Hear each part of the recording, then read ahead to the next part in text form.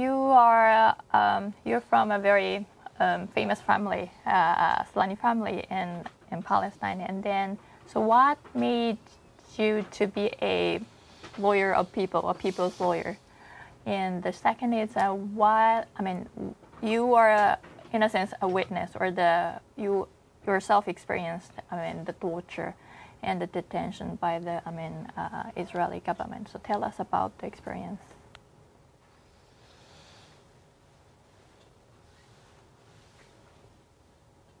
Well, I have been imprisoned many times, I have been tortured many times, and every time, it was totally illegal. But I wasn't alone. This is like thousands of people. Maybe if I didn't go through that experience, I will lose the fourth dimension, meaning really how victims of torture, and Israel, one of the states which legitimize torture for prisoners when they are Palestinians. Of course, the quality and number of cases we are dealing every day, targeted killing, political assassination, house demolition, land confiscation. You are dealing with cancer cases who need basic treatment, basic medicine, either in Israel or outside, and you spending weeks and months, most of the time unsuccessfully, in order to get them out here and there. All this made very special chemistry on the personal level, and makes me every day believe that we cannot be good victims as Palestinians. And we have to struggle effectively and engage in positive, constructive way for rule of law. But every day passing, every year passing, much more worry when international community pay less attention for rule of law.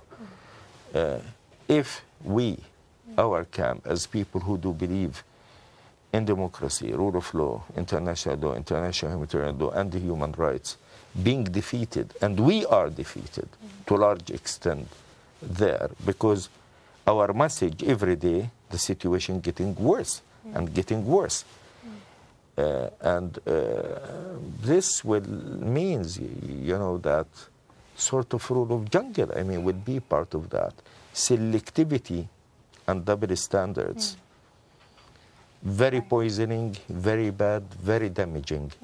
That's why I'm calling for enlightened government and people who do believe in all these really human values to stand not for Palestinians, but for rule of law, democracy, and the human rights. Okay. So what do you think is needed to implement the rule of law in Palestine? Need to impose rule of law in this conflict.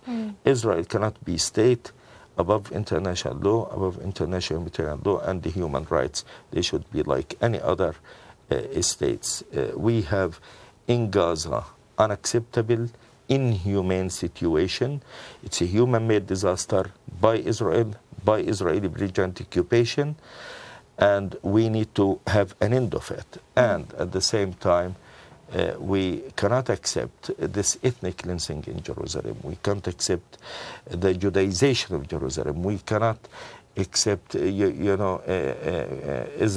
work on the this apartheid wall, which is building on the Palestinian land in the West Bank, making another 500,000 Palestinians for the third time refugees. We cannot accept, the continuity of the building and expanding of settlements vertically, horizontally, and the new settlements, being built every day. We cannot accept this de facto apartheid system, in the West Bank, which is emerging. An end should be for the occupation. Rule of law should be respected and applied on Israel like any other state. So, Selaani-san, what is your message to the Japanese people, Japanese viewers of this program?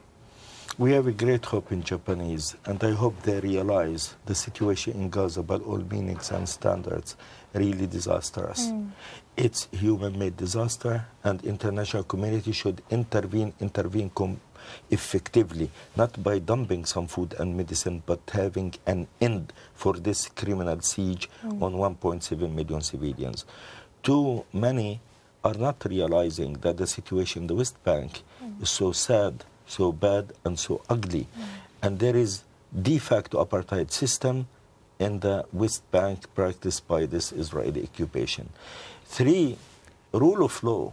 It's not interest for Palestinians only. It's not interest for the world only. It's interest for the Israeli themselves. If Israel continue with this record of war crimes and crimes against humanity, that's very bad for its image, for its leader, and they should be held accountable. Rule of law, it's not for intellectuals or academic, it's for people to feel it and live it.